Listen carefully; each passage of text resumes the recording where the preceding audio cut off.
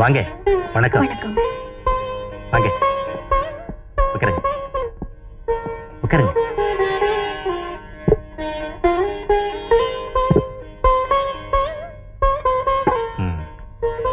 என் பொண்ணு எல்லாத்தையும் சொன்ன. திறமைசாலியான ஒருத்தருக்கு என் பொண்ணு கொடுக்கறது நினைச்சு நான் பெருமைப்படுறேன். பெரிய இடம், சாதி சனமெல்லாம் ஒத்துக்குவாங்களான்னு கேட்டேன். எல்லாம் நாங்க பேசி முடிவு பண்ணிட்டோம், நீ பேசாம வான்னுட்டான். ஜாதி சமையெல்லாம் நான் பாக்குறது இல்லைங்க. எல்லாம் ஒரு ஜாதி தான். என் பொண்ணுக்கு உங்க பையனை பிடிச்சு போச்சு, கட்டிக்கிட்டா அவரை தான் கட்டிவேன்னு முடிவா சொல்லிட்டா. ரெண்டு மனசு ஒத்து போன பிறகு அதை மாத்த முடியுங்களா? அதனாலதான் கட்டி கொடுக்கலாம் நானும் முடிவு பண்ணிட்டேன்.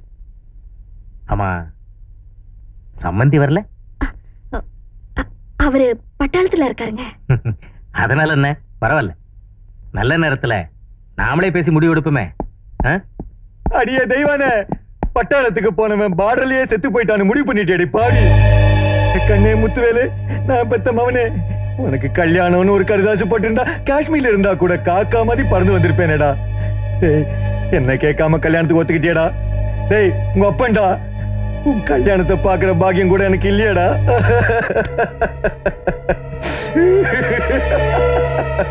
கூடி வர நேரம் எல்லாமே சேர்ந்து வரும்னு சொல்லுவாங்க. அது சரியா போச்சு. நீங்க வந்த நேரம் ரொம்ப நல்ல நேரம். அதான் உங்க புருஷன் நேர்ல வந்துட்டாரு. இல்ல இல்ல, இவங்க வீட்டுக்காரர் இல்ல.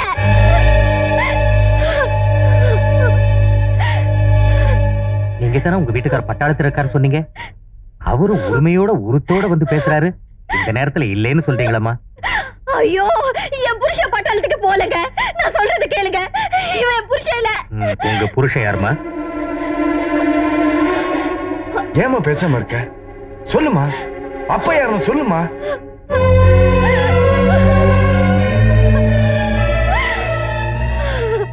அடி பாவி, தொட்டு தாலி கட்டின புருஷன் குத்துக்கல்லாட்ட உட்காந்துருக்க. என்னையே புருஷன் இல்லைன்னு சொல்லிடு. நீ நல்லா இருப்பியா பாவி? முத்துவேலை, நீயாவது கொஞ்சம் சொல்றா. இவன் மூஞ்சில எச்சிக்காரி துப்புற மாதிரி.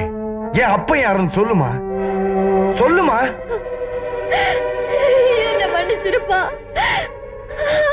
அவர் யாருன்னு என்னால சொல்ல முடியாது. சாபாஷ். இவனை எவனுக்கு பெத்தேனே உனக்கு சொல்ல தெரியல. அப்படிப்பட்ட கேவலமான குடும்பத்துல பிறந்த ஒருத்தனுக்கு என்கிட்ட சம்பந்தம் பேச வந்திருக்கியா? அது இந்த ஜென்மத்தில் நடக்காது. ஓடி வெளியே.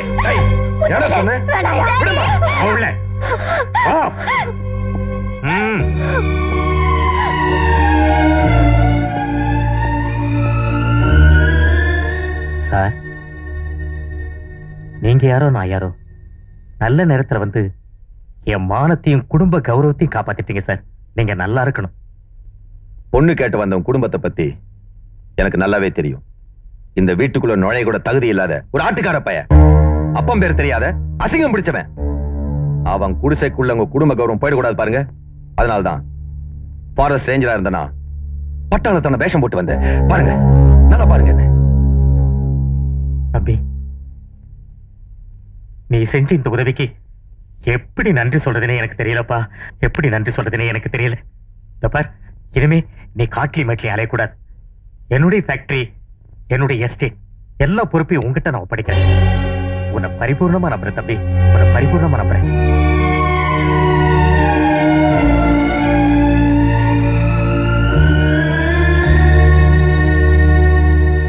பொண்ணு கேட்டு போன இடத்துல என்னை கட்டி போட்டு அடிச்சிருந்தா கூட நான் பொறுத்து இருந்திருப்பேன். அப்பம் பேர் தெரியாதவன் கேட்டுட்டா, அதத்தான் என்னால பொறுத்துக்க முடியல. இப்ப சொல்லுமா, என் அப்ப யாரு? ஏமா மறைக்கிற? சொல்லுமா. முழுசு நினைஞ்ச பிறகு புக்காடுங்க எதுக்கு? என்ன நடந்துச்சுன்னு சொல்லு தாயே. சொல்லுமாண்ணா. வயசு புள்ள வாய் விட்டு கேட்டதுக்கு அப்புறமும் சொல்லாம இருக்கிறது நல்லது இல்லம்மா. சொல்லு தாயே.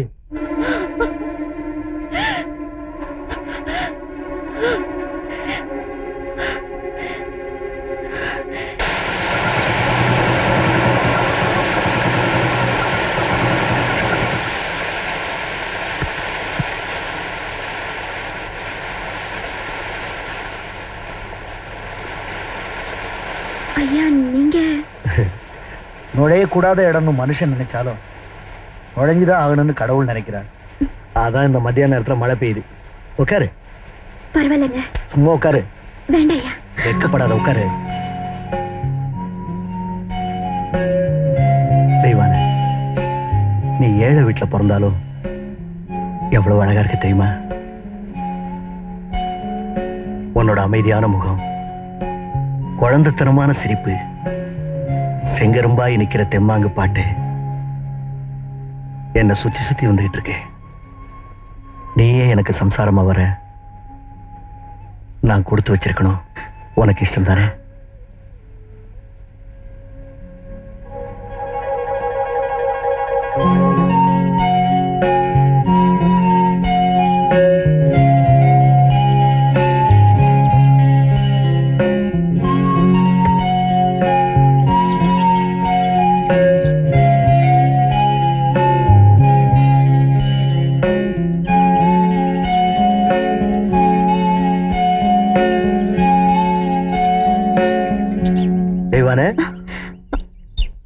ஏன் ஒரு மாதிரியா இருக்க?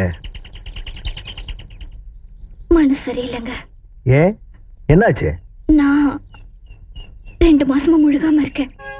அப்படியா? சந்தோஷமான விஷயம் தானே. இதுக்கே வருத்தப்படுற? கழுத்துல தாலி இல்லாம வயித்துல ஒண்ணு சுமந்துகிட்டு இருந்தா ஊர் உலகம் ஒரு மாதிரி சொல்லுங்க. நீ என்ன சொல்ற? பணக்காரங்க தவறிட்டா குத்தம் இல்லைங்க. ஆனா ஒரு ஏழை தவறிட்டா அவளை தரம் கெட்டவன் பட்டம் கட்டி பொட்டு கட்டி பொது இடத்துல வைக்காத குறைய ஏசுவாங்க. அந்த நினைப்பு தாங்க என்ன வாட்டிக்கிட்டு இருக்கு. இனிமே உனக்கு இந்த கவலை வேண்டாம்.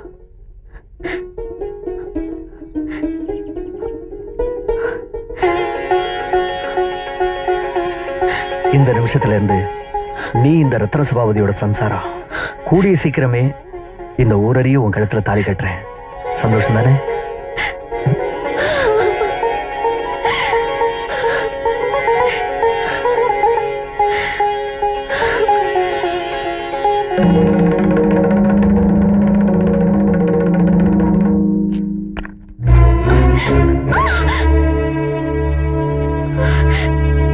குடும்பத்தை ரெண்டகம் பண்ணி ரத்த கலப்பு ஏற்படுத்தி சொத்துக்காக உன்னை சுமந்துட்டு இருக்கியா? நடவு நடுற கழுத நடு வீட்டுல குடுத்த நடத்தாம பாக்குறியா? ஒழுங்கு மரியாதையா ஊரை விட்டு ஓடி போயிடு.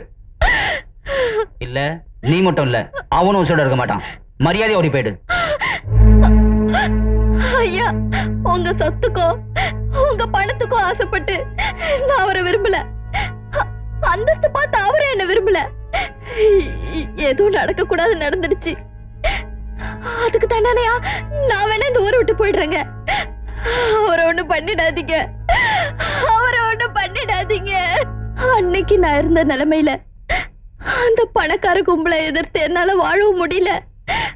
அவர் கொடுத்த கருவை அழிக்கவும் மனசு வரல. என்னால உங்க அப்பாவுக்கு எதுவும் ஆயிடக்கூடாதுன்னு தான் நான் அந்த ஊரை விட்டு ஓடி வந்துட்டேன்ப்பா. நடுத்தருவுல நாதியத்து கிடத்த எனக்கு ஐயா தான் தெய்வம் மாதிரி ஆதரவு கொடுத்தாருப்பா. வீதி விட்ட வழி நடக்கட்டும்னு உன்னை வளர்த்து ஆளாக்கிட்டப்பா. பெத்தவர் இருக்கும்போது பொட்டு அழிக்கவும் முடியல, பொட்டு இருக்கும்போது பெத்தவர் இல்லைன்னு சொல்லவும் முடியலப்பா.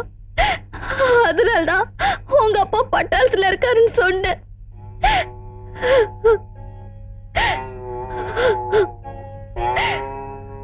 அந்த நாய் உன்னை சோரம் போனவன் சொன்னா. நீ சோரம் போனவன் இல்லம்மா, ஏமாத்தப்பட்டவன். உன்னை ஏமாத்தினவன் எவ்வளவு பெரிய கொம்மனா இருந்தாலும் சும்மா விட மாட்டேன். முத்துவேலு வேண்டாப்பா. இல்லம்மா, அவனை இப்பயே பார்க்கணும். முத்துவேலு விடிஞ்ச பிற பாத்துக்கலாம்ப்பா. ஆமா முத்துவேலு, அம்மா சொல்றத கேளு, காலையில பாத்துக்கலாம்.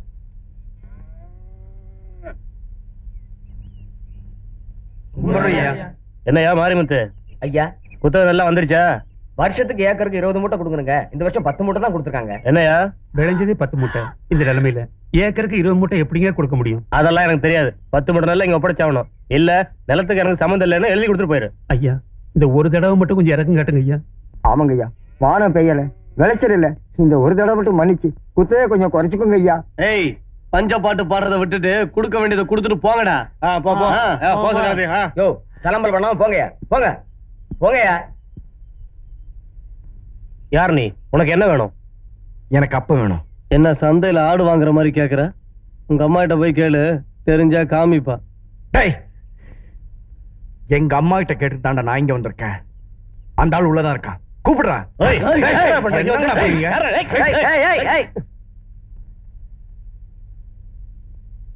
யாருப்பா நீ? உனக்கு என்ன வேணும்? எனக்கு அப்பா வேணும். 25 வருஷத்துக்கு முன்னாடி உங்களால ஏமாத்தப்பட்ட எங்க அம்மாவுக்கும் அவங்க வச்சிருக்க குங்குமத்துக்கும் நியாயம் வேணும். நீ தெய்வானோட மகனா? அந்த தெய்வத்தோட மகன் தான். உங்க பணக்கார திமிரு, அந்த திமிர்ல வந்த பாசம், அதை வச்சு நீங்க எங்க அம்மாவுக்கு செஞ்ச மோசம், இதெல்லாம் இந்த ஏழைய கொஞ்சம் கொஞ்சமா எரிச்சுக்கிட்டு இருக்கு. நீங்க நல்லவரு, பாச நேசத்துக்கு சொந்தக்காரன்னு எங்க அம்மா அடிக்கடி சொல்லுவாங்க. அது உண்மைன்னா இன்னும் 2 நாள்ல நீங்க தான் எங்க அப்பான்னு இந்த ஊர் அறிய சொல்றீங்க. இல்லன்னா உங்களை நாய் அடிக்கிற மாதிரி அடிச்சு நடுத்தெருவுல இழுத்துட்டு போய் முச்சந்தில நிக்க வச்சு சொல்ல வைப்பேன்.